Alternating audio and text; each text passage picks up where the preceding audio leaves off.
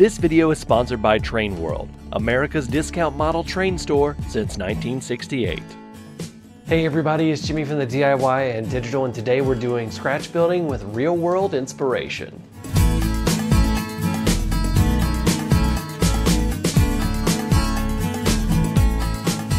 Welcome back everybody. First of all, if you haven't already, go ahead and hit that subscribe button so that you are eligible for the 10,000 subscriber giveaway sponsored by Train World. I'm giving away an HO scale Athearn Genesis SD45 with DCC and sound, as well as an N-scale Bachmann S4 with DCC, and you have to be a subscriber to be eligible. If you'd like to enter, I've put a link to the video where you enter in the description below.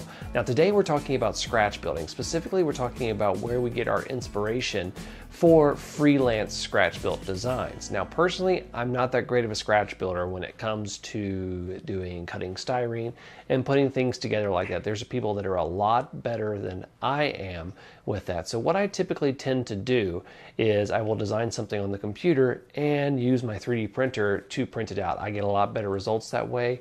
But no matter how you do it, you really have to look at the real world and know where to look to get your inspiration. So where specifically can we get that inspiration? Today we are building a fuel and propane dealership at this location on my layout. Now I am not 100% sure if a fuel dealer would also sell propane, but we're going to do that here. Now the first thing that we need to do is we need to figure out how fuel and propane are delivered via rail. I start by Googling things such as oil delivery by rail and unloading a tank car. I take note of specific apparatuses that are present near the tracks where the tank cars are unloaded. When it comes to fuels, I see a lot of white pipes low to the ground next to the track.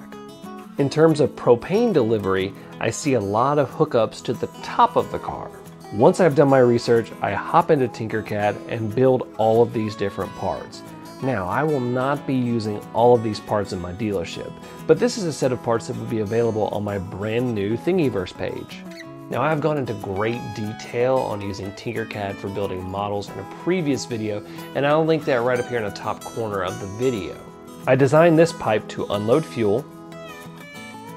This section handles propane, and these handle loading trucks.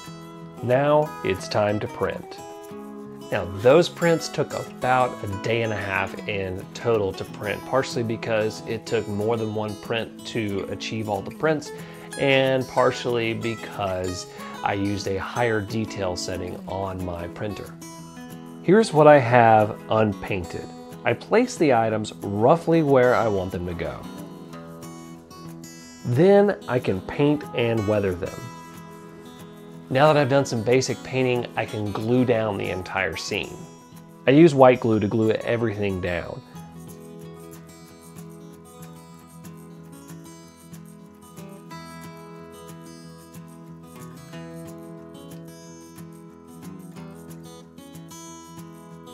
Then I add ballast around the pieces to blend them in, and I glue it all down.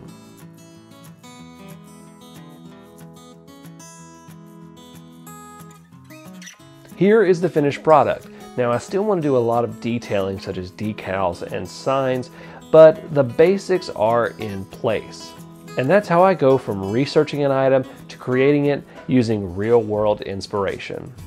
Thank you guys so much for watching. I would love to hear how you guys scratch build and what inspires you in your scratch builds. You can leave that in the comments below. And while you're at it, if you haven't already, go and hit that subscribe button so that you are eligible for that 10,000 subscriber giveaway sponsored by Train World.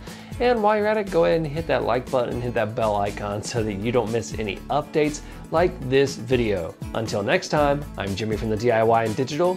Happy railroading!